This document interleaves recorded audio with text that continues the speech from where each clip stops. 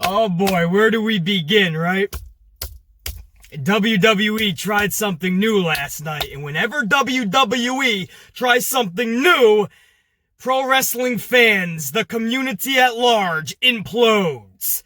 Right? Everybody just starts coming after one another. Those that liked what they saw last night with Raw Underground, they're looking at those that didn't like it, and they're saying if AEW did it, you would have liked it. You just hate everything that WWE does. And while there is some truth to that, I do know personally AEW fans that just don't like WWE. Vince McMahon has scorned them for far too long, and they're just done. They won't even give this dude any benefit of the doubt. Anything he does, they can't stand. But if AEW does something similar, they're on board with it. I have personally seen that, but here's a crazy concept. Maybe they just didn't like Raw Underground last night. Maybe they felt it was stupid. Maybe they felt it was unnecessary. Maybe they felt that is not the change that was needed. It's possible, and that's their right. What is it to you that they didn't enjoy it? What's the big deal? The entire segment, if you put all 3 or 4 segments together for Raw Underground, it was less than 15 minutes. Who gives a fuck if they didn't like it? If you did, awesome! Maybe you'll get more of it. On the flip side, those that didn't like it, they go out of their way to call the people that did like Raw Underground WWE fanboys. Because they enjoyed segments that together lasted under 15 minutes, and you actually got something out of it with the Hurt Business. Because the Hurt Business looked better than they would have in any match for 15 minutes, or any promo segment, or any backstage segment. That was the best you could have done with the Hurt Business, given their scenarios because of where you placed them for the past several years. Shelton Benjamin, upon his return, has been a fucking jobber to the 10th degree status. And Bobby Lashley, you booked him into irrelevancy every which way possible, when he should have been a main event type player. And MVP, it's clear he still has it on the fucking mic. And if it's a 2-minute match, he can still go in the ring. But you put them together in the Hurt Business, just like I said last week, could be something really fucking badass. Really legit. You add in another member or two, you have something in the Hurt Business. So, if you looked at it in that aspect, 3 or 4 segments together lasting less than 15 minutes, and the Hurt Business looks dominant. So they liked it. Who gives a fuck? You're pissed off because people like the segment, and the other group, you're pissed off because people didn't like it. Every time WWE tries something new, this is the shit that I have to sit back and watch the community talk about. Fucking A. We don't know if it's gonna be good or not. We don't know yet. It's brand fucking new. Be happy for the Hurt Business, if at nothing else. Because they deserve at least a push, a chance. So while all you guys are fighting if it was good or not, I'm going to see where this leads to. Is the new faction who's causing a disturbance in WWE, is that Undisputed Era? Did they gain maybe a member or two? Is there a female now in it, right? There was some audio, and I thought I heard like a female in it too. If that is Undisputed Era, did they get a new member or two? Or does this Raw Underground lead to Brock Lesnar coming back? Maybe somebody new every week. You and Victor, who knows? Maybe this is going to be one of the worst segments going forward. We don't know. It's brand fucking new. And you guys are acting like this is the end of the world. I could see if this was like a whole hour of the show. Half an hour. Not even close. Everybody fucking relax. I'll tell you from the jump, 3 things that stood out to me last night that I actually liked, and 3 things that boggled my mind. I'll tell you right now in the cold open. You ain't even gotta wait till the actual review. 3 things I actually enjoyed thoroughly was Samoa Joe and Seth Rollins' confrontation. That was fucking phenomenal. Tom Phillips is about to get fucking reamed by Seth Rollins and Buddy Murphy, and Joe steps up for his broadcast partner. And the realism there, fucking A, man, and Rollins has been on his A game. Rollins is owning that character, man. Joe, you don't want to do this. And Samoa Joe's like, no, Seth, you don't want to do this. And he puts down the headset. We go to commercial. When we come back, unfortunately, Joe didn't do anything, man.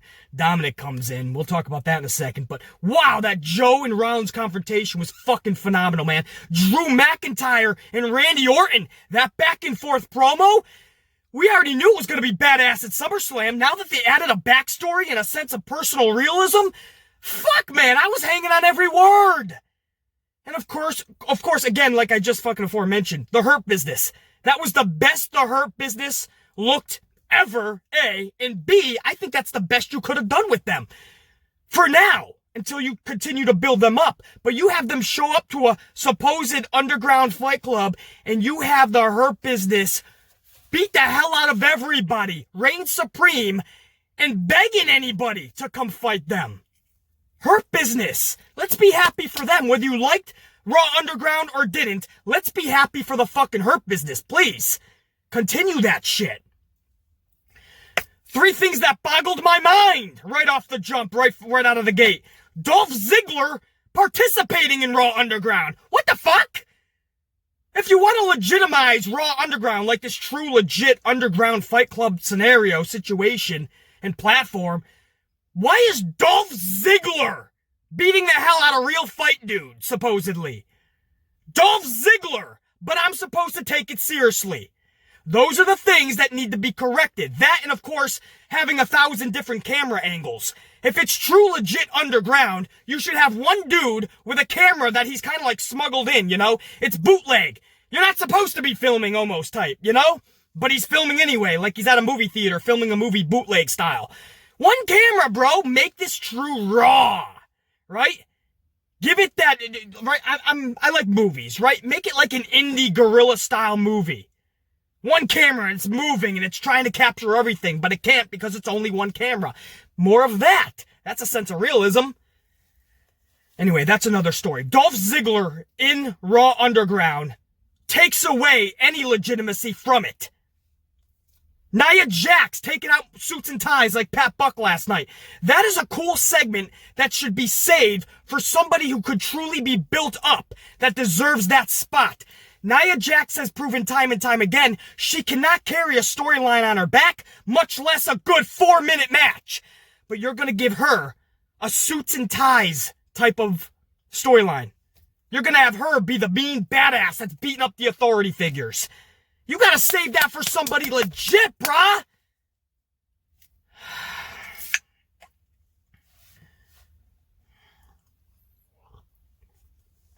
And number 3, the third thing that boggled my mind last night. Dominic Mysterio taking out Buddy Murphy and Seth Rollins at the same time, while Buddy and Rollins had steel chairs. Dominic Mysterio, who has never seen a gym in his life, or has never spent an hour in that gym, looks, and we like Dominic, man. The kid looks 12 years old, and maybe he's about to hit puberty. Maybe. When he talks, you fucking hear that shit.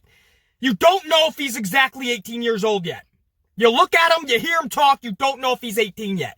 And he's coming in, and he's taking out Rollins and Murphy, and they both have steel chairs. Oh, but he's got a kendo stick, BC, so it's realistic. Yeah, that's real fucking realistic. He's doing 619s. He's jumping off the fucking top rope. Rollins, Murphy, they're running away. All from a Dominic Mysterio. Those are 3 things that boggled my fucking mind. So 3 things I liked from the jump, 3 things that boggled my mind, and then there was one thing that had a mixture. Sasha Banks versus Shayna Baszler. What a phenomenal match, man. As it went on and on, I was more and more captivated, and that's all you could ask for in a match. My question is, why in the middle of Monday Night Raw and not at a pay-per-view? Because I know Banks and Baszler is gonna deliver. That's why you build it up in a story and you put it on a pay-per-view. But no! We're gonna throw a Hail Mary, just like we're doing with Raw Underground, because the ratings are so fucking low, we have to try everything right now. It's what they call in pro football a Hail Mary. And that's what Vince McMahon is doing. You saw it last night. Trying a bunch of shit. He's even throwing Shayna Baszler versus Sasha Banks, which should have been at a pay-per-view. And then on top of that, the finish of Banks and Baszler has everybody racking their dome piece this morning. Everybody is trying to come up to some rationalization of how that finish actually happened last night, where Asuka attacks Bayley on the outside, and somehow the referee immediately calls for the bell. But last I checked, it wasn't a triple threat! Bayley wasn't in the match, so how can Bayley getting beat up stop the match to a no contest?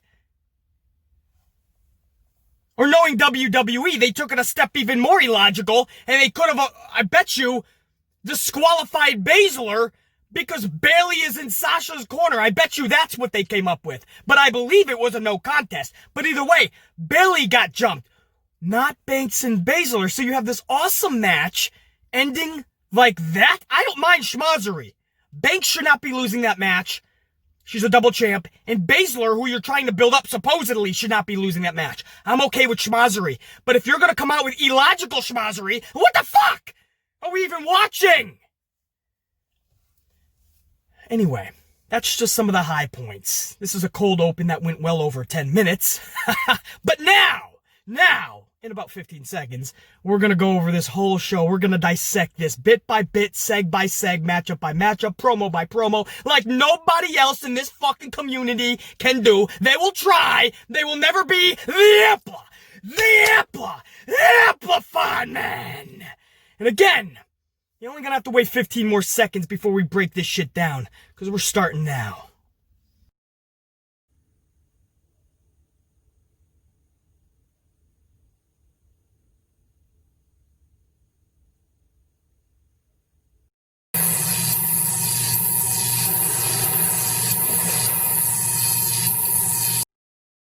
All right, my amplified unit, let's get this party started. And speaking of parties, mad props to my New York Yankees. The best team in Major League Baseball right now is my New York Yankees. They stand at 8-1. They're whooping that ass of every team that comes across them. I'd have to take a second to say mad props to all them boys, man. They are doing the deed at some trying times, let me tell you. And there's a lot of moving parts to this shortened season, and the Yankees are whooping that ass, man. Mad props.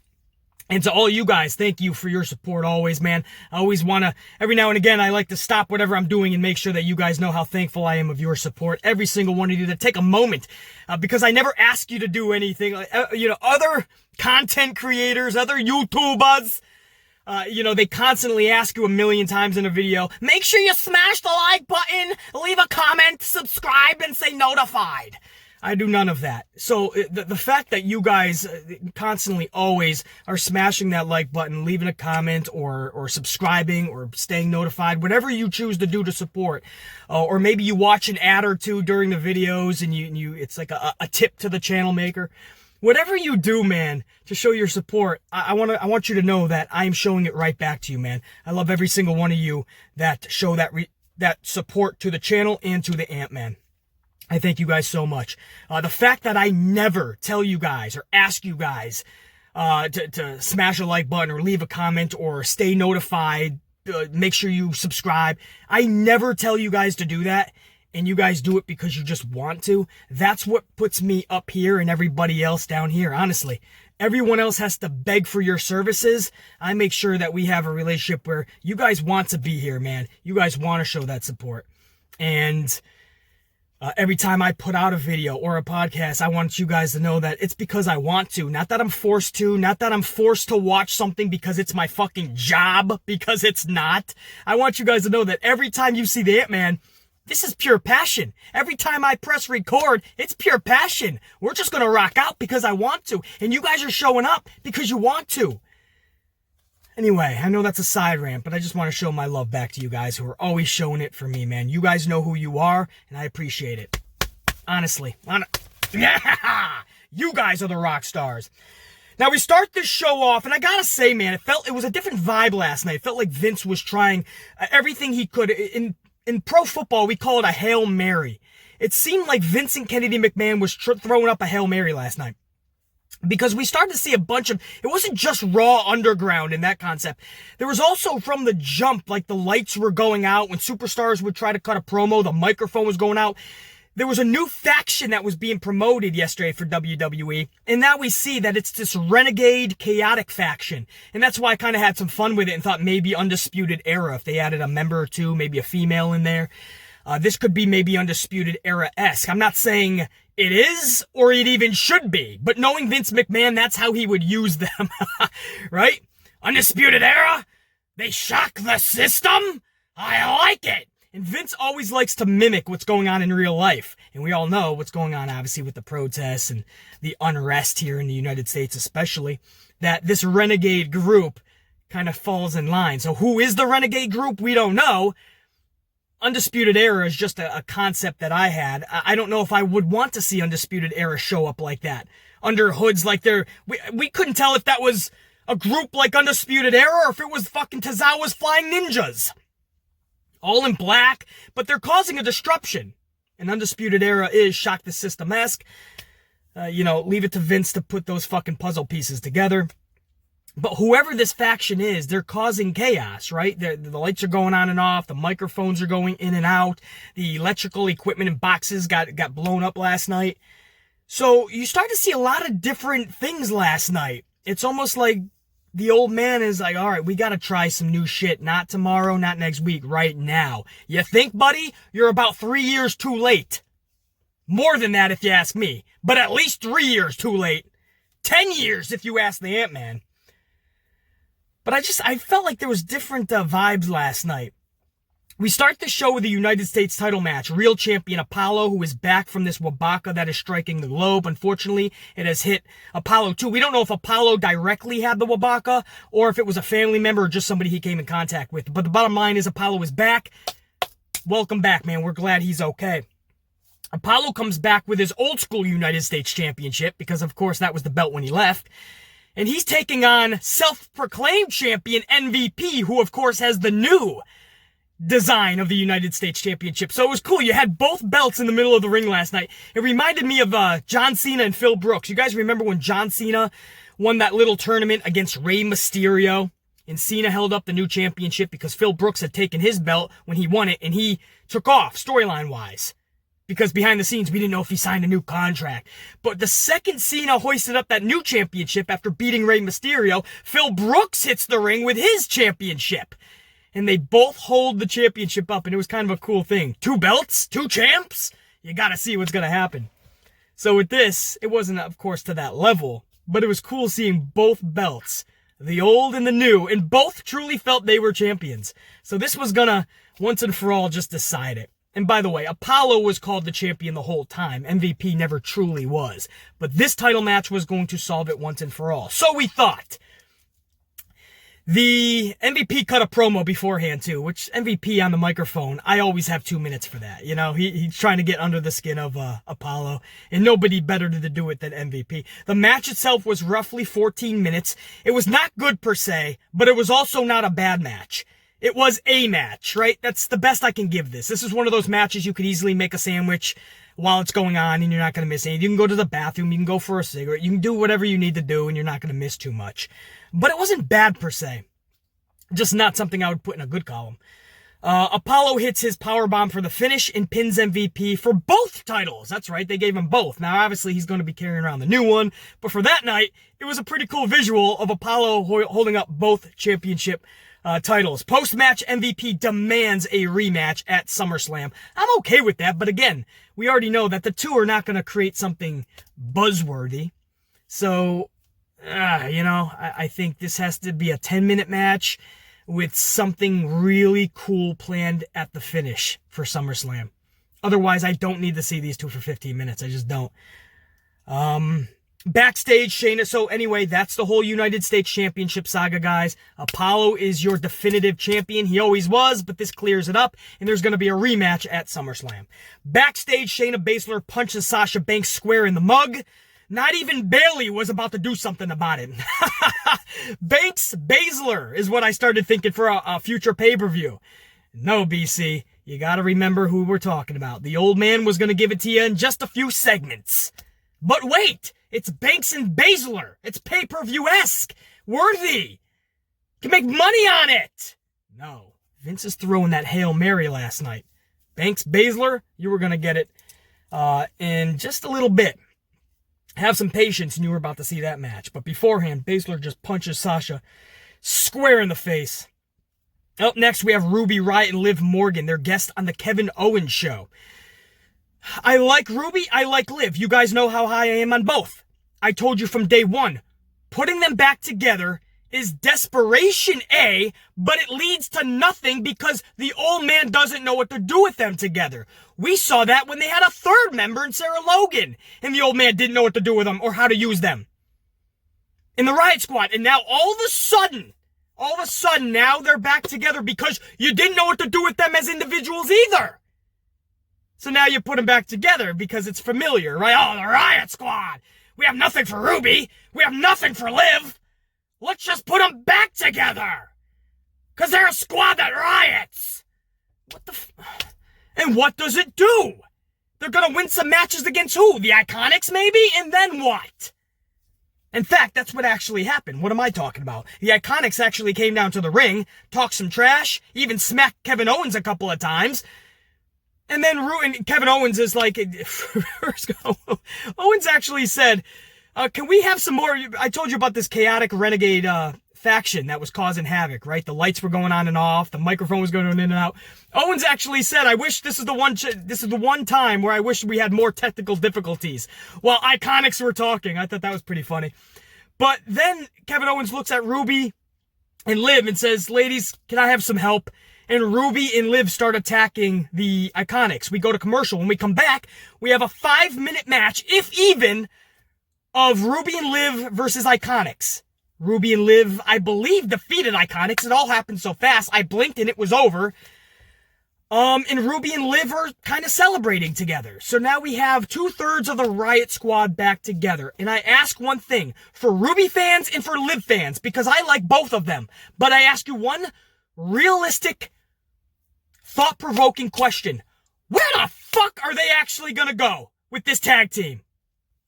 I had such high hopes when Liv Morgan returned as a singles competitor. Such high hopes when Ruby Riott returned as a singles competitor. And they got nothing to the point where they were thrusted back together. It's rhetorical. It's going nowhere because the old man has shown you he doesn't know what to do with these two. Fuck you gonna do with Ruby and Liv in a tag team? Stop it. Hour 2 begins with an absolute phenomenal back and forth promo between Drew McIntyre and Randy Orton. And guys, I mean, this was spectacular. Drew talking about how Randy is everything wrong with WWE and how he never helped pull up any superstar, never helped give the rub to anybody else. But I kind of thought Cody and Ted DiBiase Jr. in Legacy, but I knew where Drew was going with this, so you can't bring up Cody and such, especially because he's with AEW. But that's not true. Randy Orton has offered some good advice and brought up some superstars underneath his wing, but Drew McIntyre was leveling Orton here. Orton had the best. Orton was great on the mic too last night, but Orton's expressions were even better than what he had to say on the mic. Like, while Drew is unloading on him on a personal aspect, Orton's kind of like, wow, you're going there, bro. Are you serious? It was almost like Orton was feeling those words. Like it was an epiphany. Like, motherfucker, you're going there? And he was questioning shit. You look at Orton and it's, man, that's why Orton's one of the best. When we talk about Orton being one of the best, we always talk about his skills, right? He's one of the best wrestlers, just in pure finesse. Just natural it factor ability. Orton's one of the best. But this whole last year, he has gotten phenomenally better on the microphone. He was never this good on the mic. Especially without a crowd. The confidence is at an all-time fucking level. He doesn't have any nerves. There's no fucking stop, stutter, anything. It's just Orton, straight fire. Fuck bullet points. This guy's cutting 4-minute epic promos. But now you add in, the facial expressions to match what somebody else is saying. That's a story that you originally already had a match for SummerSlam that we were all captivated by, right? This is Randy Orton and this is Drew McIntyre. You don't need to say any more. This is going to be a badass title match because it's McIntyre and Orton. But when you could put a badass storyline behind it, please pause. Fuck you looking at. Hit the bricks! Stare at me one more second, I get out of this fucking car and I snap your neck! I hate when people fucking go by and then they stare. Oh, is that a human? Is he talking to somebody on the camera? Yeah, thousands of people, dumbass! Go try to find your one friend! Oh, sorry guys, I hate when people stare in, man. Is that a human? In a car?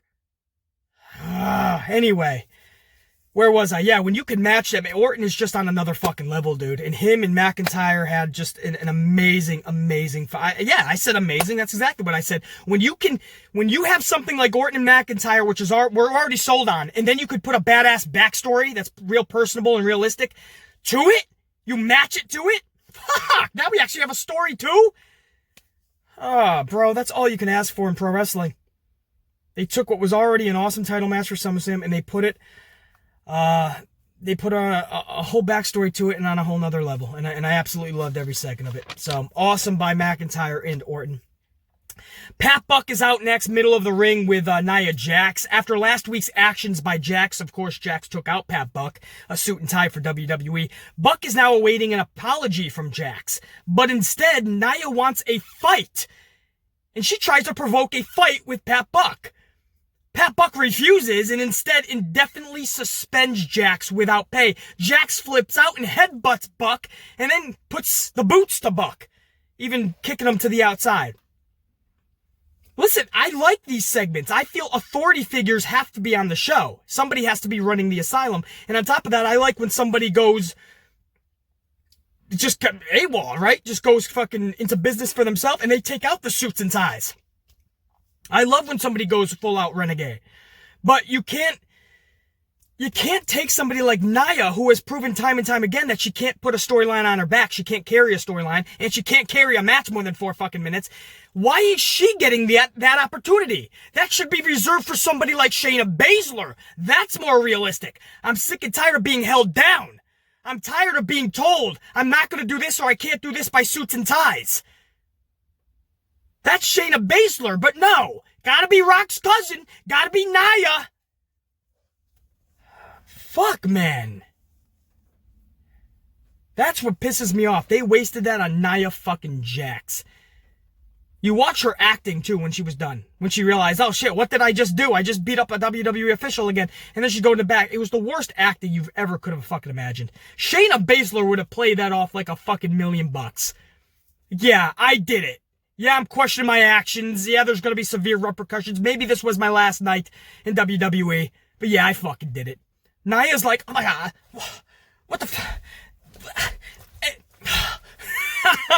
Go back and watch it and tell me that wasn't the worst acting you've ever fucking seen.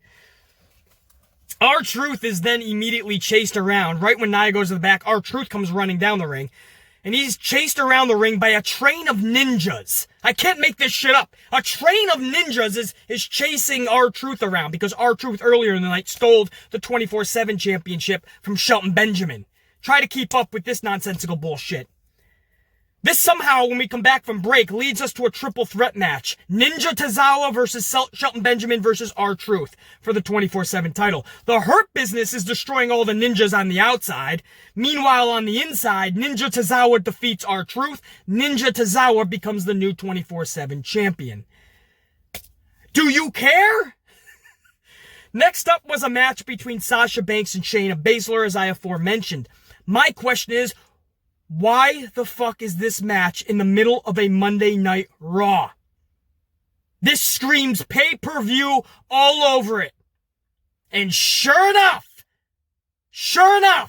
there it is in the middle of a Monday Night, not even a main event, the middle of a Monday Night Raw. This match was really fucking good. Really fucking good. But did you think it wouldn't be? It's Baszler and Banks. The longer it went, the more they gelled, which the more it became captivating by the minute. Then they did the fuck finish that made no sense. Asuka attacks Bayley on the outside and the ref calls for the bell. What the fuck? Honestly! Nobody attacked Sasha. Nobody attacked Baszler. Why is the ref even looking at Bayley? Forget about it! Forget about Bayley! They're having an awesome match. And that's the schmozzery that ends it. I said at the top of the program in the cold open, I don't mind schmozzery for this match. Neither women should be losing. Have a schmoz finish. That's cool. You already backed yourself into a corner, put yourself into a pickle by putting the match in the middle of a Monday Night Raw. You better have a schmoz finish.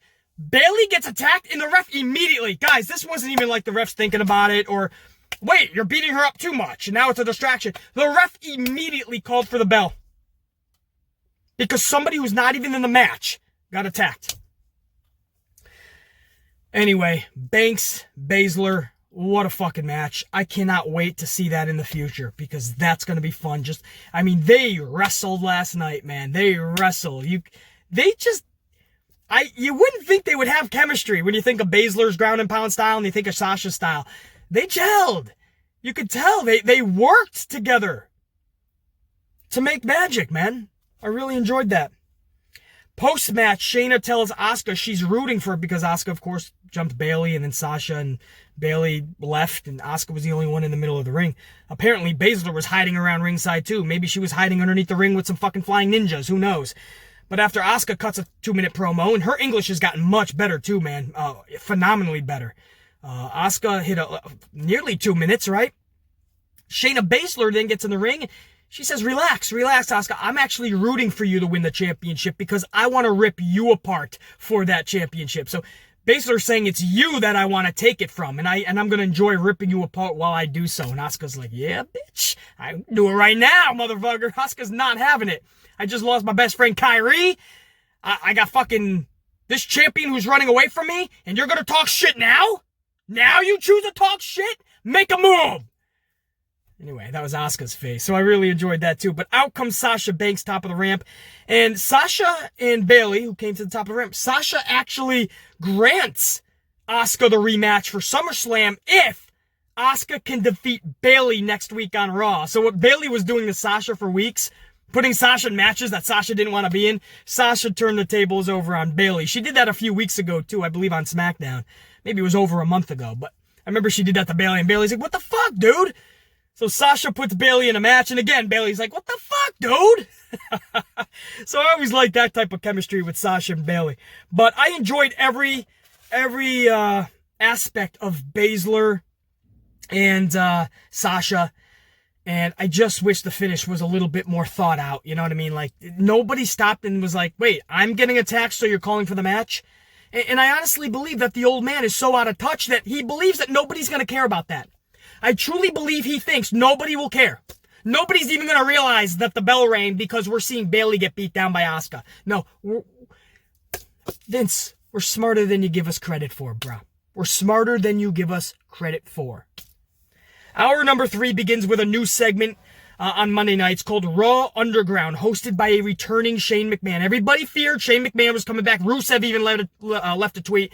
We're going to build new superstars, in quotes, like WWE has been saying. We're going to build new superstars. Shane McMahon returns. Yep, that's about right.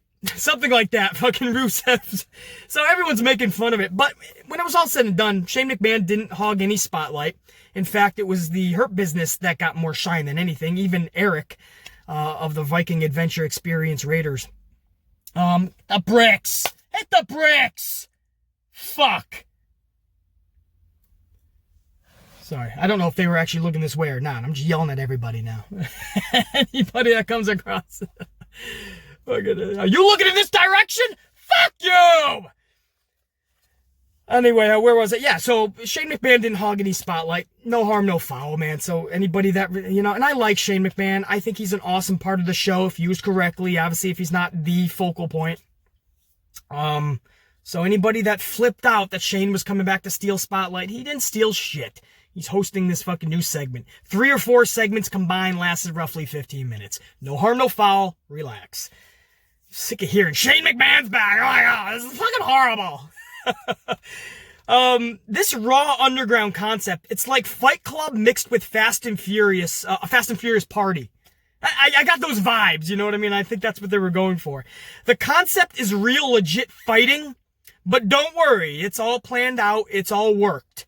It's not legit, nobody's seriously getting pummeled.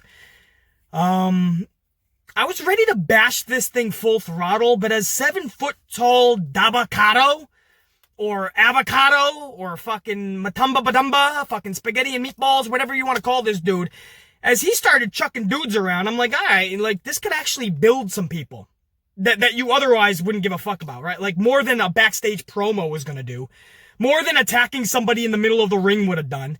This could make somebody like Dabocado Avocado, spaghetti and meatballs. You know what I mean? Like, this could make somebody like that. And in a few weeks, maybe we're calling him by his actual name, Dabocado. Who, by the way, is a rename of something he was in NXT. Wasn't he something else?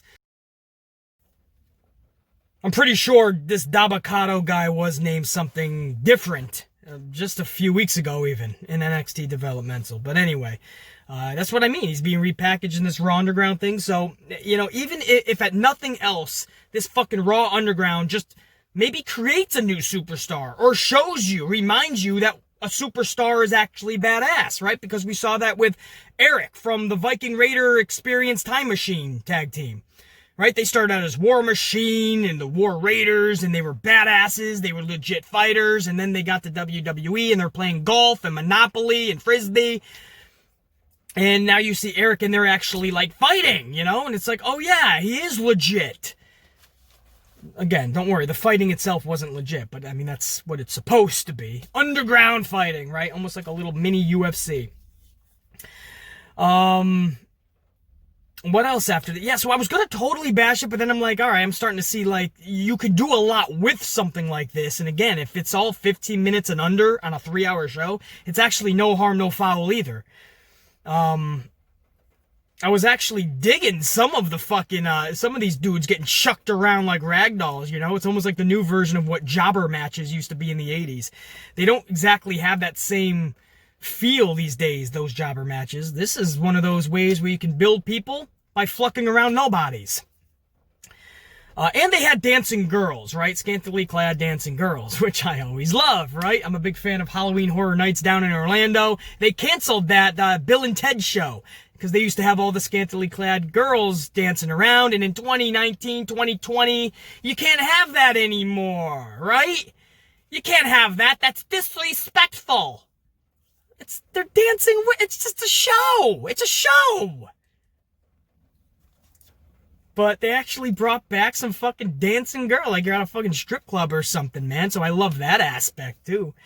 It's okay, people. Relax. It's okay to have dancing girls. It doesn't mean anyone's being disrespected. Relax. Unreal, man. So, anyway, that was this new segment that we saw, man. Raw Underground. And you're seeing this Dabocado guy. You're seeing Eric in there. And, it's a little break away from what's happening in the PC. In the middle of the ring. So, I don't know, man. The whole wrestling world was a buzz.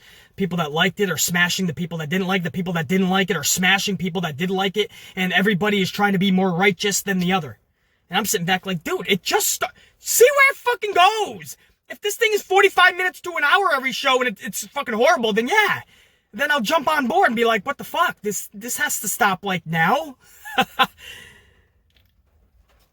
But relax, man. Wow. You guys are just fighting one another for no reason. It's a new concept.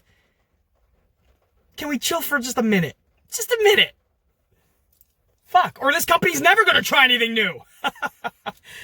Next, a couple of snoozer matches. Garza defeats Dawkins of the Street Profits and I almost called him Andre. Andre the Giant, right? He's back. Andrade and Montez Ford wrestled to a no contest when Ford just passed out in the middle of the ring. Old school Shawn Michaels. You guys remember that? I believe it was Shawn Michaels versus Owen Hart, I want to say. And Shawn Michaels had gotten back into the ring and he just collapsed in the middle of the ring. That was on a Monday Night Raw. This reminded me of that. So clearly someone spiked Montez's drink pre-match. We knew that, right? I mean, and it's a good little storyline, right? They're always carrying the red cups. Wouldn't it be something if someone spiked that shit, right? It's realistic to try to get an edge. And backstage, that's what they came to find out too. Dawkins comes out of the training room and he's like, "Yeah, man, they say he got poisoned." And Zelina, Andrade, and Garza are right by the trainer's room too. And Bianca Belair comes out, who of course is the wife of Montez Ford. And she's like, "I'm going to give you one second to tell me exactly what you put in that drink." What did you do? I'm giving you, and she starts taking her earrings off. Bianca Belair is literally giving Zelina 1 fucking second. Zelina's like, I would never, what? And Bianca just starts throwing in haymakers. They separate Bianca and Zelina. You give me Bianca and Zelina, I'm gonna have a field day, man. I love both of those ladies. I would love to see them. I don't know if it'd be a wrestling match or a scrap fight, but I'm willing to watch both. Because I love Zelina and Bianca, man. You don't even go here! Love Bianca, brah. So I like that, man. That's cool, you know? A little bit of thought went into that. What if we had fucking Montez's fucking drink spiked and this dude just collapses, you know? I don't know if I would have used it in this specific storyline, but it could have been something special down the road for an actual tag team title match that meant something. I don't know if Andrade and Garza versus Street Profits Raiders Experience means something anymore because we've seen them mix it up too many times in the last month plus. Now, that's what I mean. The lack of care isn't quite there. Something like this is a cool little avenue to go into. But when we get to SummerSlam, is this going to put it over the top? Probably not.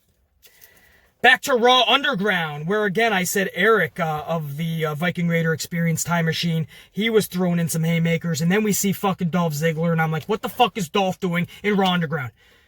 Okay, I can see fucking Dabocado, avocado, spaghetti, and meatballs, or fucking Eric and Ibar. And then Dolph Ziggler's beating the shit out of real fighters.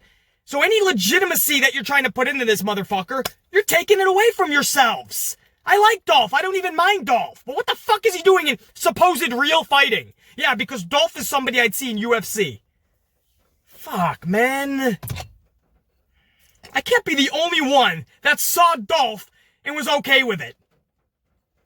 Or wasn't okay with, I should say. I could have been the only one that saw Dolph and was like, are you kidding me? Dolph Ziggler's beating the shit out of rugged, tough, badass dudes. Yeah, because Dolph is the one that would go into a barn and clear house.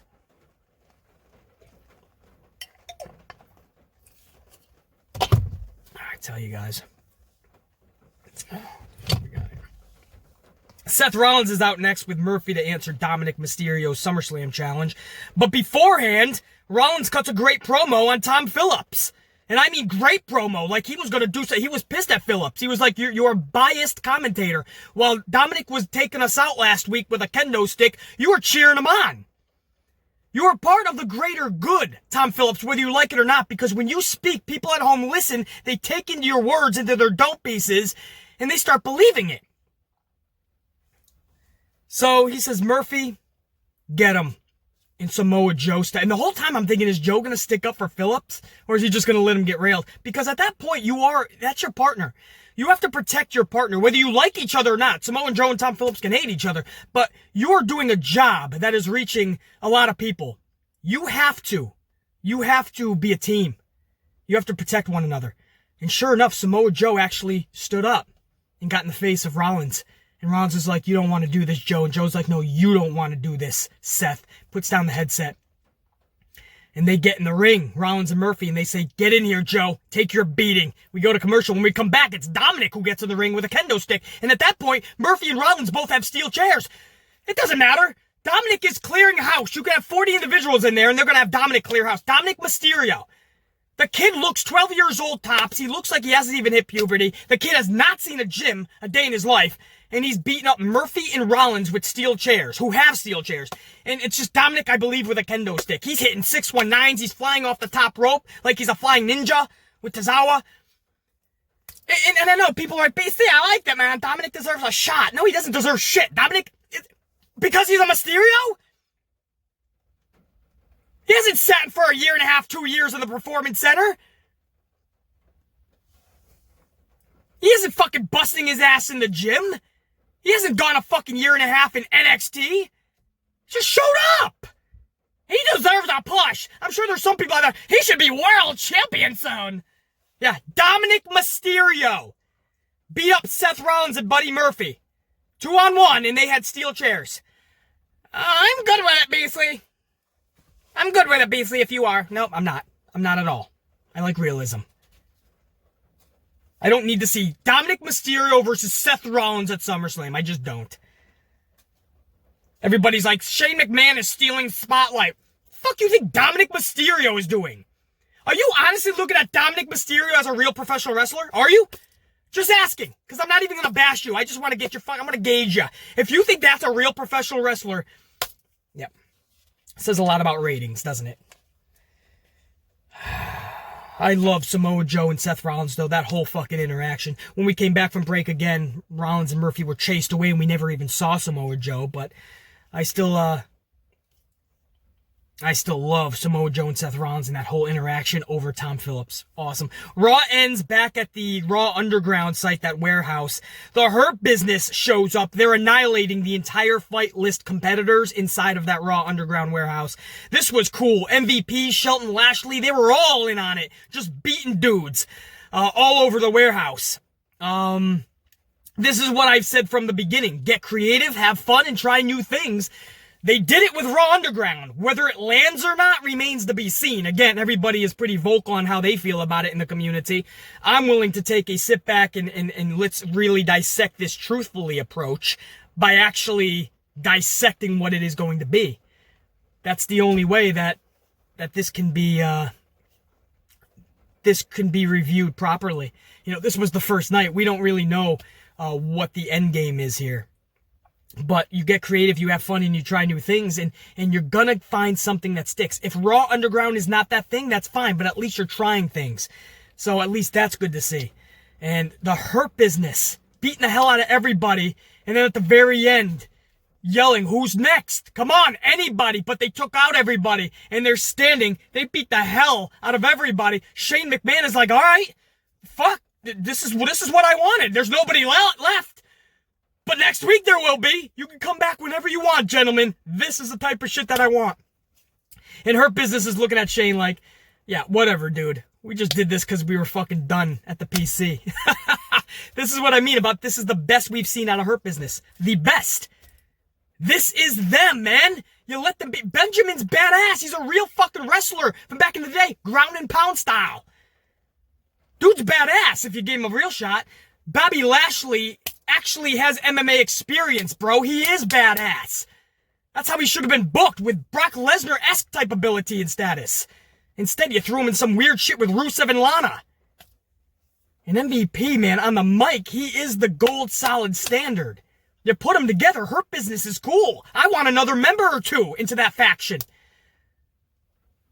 That could be a legit badass faction if you give them a real chance. Last night, I saw them given a real chance, and everybody's just talking about Raw Underground, if it was good or if it was bad. What about the Hurt Business? Their booking was damn solid. If at nothing else, they reigned supreme last night, and that's what I like to see, man. Awesome to see the Hurt Business used like that. Never thought I'd be cheering on Shelton Benjamin, but the dude looks bona fide finally. Man, I love seeing people be badass that are badass in real life. And if you knew MVP's real backstory in his real life, you know he's badass. Those three showing up to a fight club, you believe would fuck shit up. Crazy concept. So anyway, I know the community is imploding, right? Raw Underground, it's horrendous. This is why the ratings are underground. And then you got the other people. This is good. Why don't you shut up, you AEW fucking cockrider? You know, you got all this shit, man. And I'm just like, dude, it's the first night. Let's see where it goes. You know, there's plenty of time to complain or call it great going forward. First night, there was good that came out of this. The Hurt Business looking proper. And there was bad that came out of it. The fuck? Did Dolph Ziggler accidentally, he thought he was going to a restaurant to see Mandy Rose, and he walked into an underground fight club?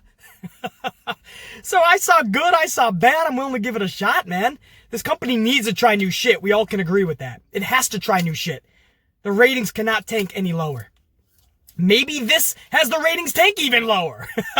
But if they keep trying new shit, if they just have fun and get creative, something is eventually going to stick. I'm willing to see where this goes. And this new faction, this chaotic renegade faction, is it Undisputed Era, or is it a whole nother new faction? Is it a set of superstars that are currently on the roster that came together? I'm willing to see where it goes at least. But just like the mystery hacker, you guys remember that from SmackDown? Everyone thought it was going to be Ali or somebody else. They just dropped that. You know, is this renegade faction stable going to just be dropped? And that's what I mean. If you don't have a long-term plan, then you're only shooting yourself in the foot. You're only fucking yourself over. I've seen things that had potential, like the mystery hacker angle and storyline. I've seen that just dropped out of nowhere with no explanation just because they didn't have an end game. So I have concerns, but I'm willing to give it a chance. That was Monday Night Raw for August 3rd, 2020, the first Raw of August, and we are now set up in just a couple of weeks. SummerSlam, baby. For now, coffees and ass whippings, you know the deal, and I'll see you guys later in the week for a ton more content. Again, as always, thank you for all the love and support. Right back at you. The Nip Man, for now. Check you later.